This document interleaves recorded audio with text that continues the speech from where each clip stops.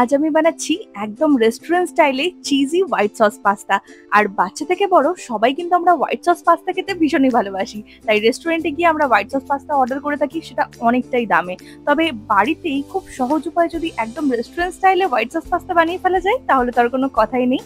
তাহলে চলো ঝটপট রেসিপিটা শুরু করি। তো প্রথমেই আমি এখানে জল গরম করে নিয়েছি, জলের মধ্যে দিয়ে দিয়েছি একটু নুন আর দিয়ে দিয়েছি একটু সাদা তেল। এবার আমি পাস্তাটাকে প্রথমে বয়েল করে নেব। আর এই হোয়াইট সস পাস্তা বানানোর জন্য পাস্তাটাকে কিন্তু ওভার কুক করবো না, জাস্ট একটু হালকা বয়েল হয়ে গেলে তখন এটাকে তুলে একটু ঠান্ডা জল দিয়ে দিচ্ছি। তো চলো, এবার পাস্তাটা আমাদের রেডি হয়ে গেছে সেদ্ধ। তো এবার আমি হোয়াইট সসটা বানাই। তার জন্য একটা প্যানের মধ্যে নিয়ে নিয়েছি 1 চামচের মতো বাটার। এর মধ্যে দিয়ে দেবো 1 চামচ ময়দা। এবার লো ফ্লেমে এটাকে একদম ভালো করে মিশিয়ে নেবো বাটারের সাথে ময়দাটাকে।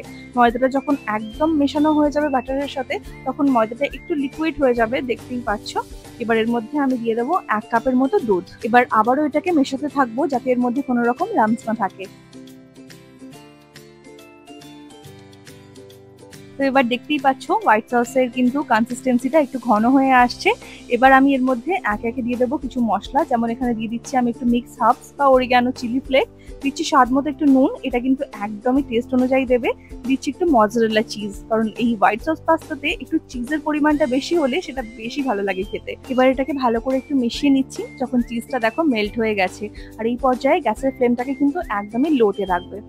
তো আমাদের হোয়াইট সস তো রেডি হয়ে গেছে। এবার চলো ঝটপট আমরা পাস্তাটা বানিয়ে নিই। তার জন্য আমি আরেকটা প্যানের মধ্যে একটু বাটার নিয়ে নিচ্ছি। এটা চাইলে তোমরা বাটারের পরিবর্তে তেলও ইউজ করতে পারো, তবে বাটার দিলে অবভিয়াসলি টেস্টটা অনেকটাই বেটার হবে।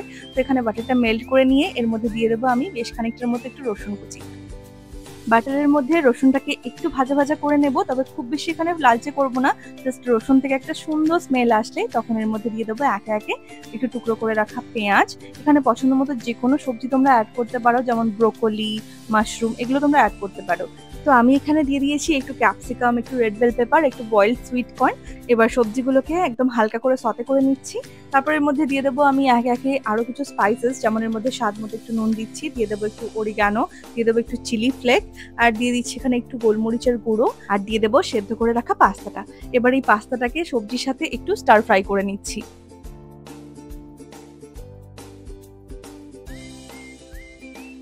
তো এই সবজির সাথে পাস্তাটাকে একটু স্টার ফ্রাই করে নিয়ে এবার এটাকে আমি দিয়ে দেবো আগে থেকে বানানো হোয়াইট সসের মধ্যে। এবার সবকিছুকে ভালো করে মিশিয়ে নিচ্ছি।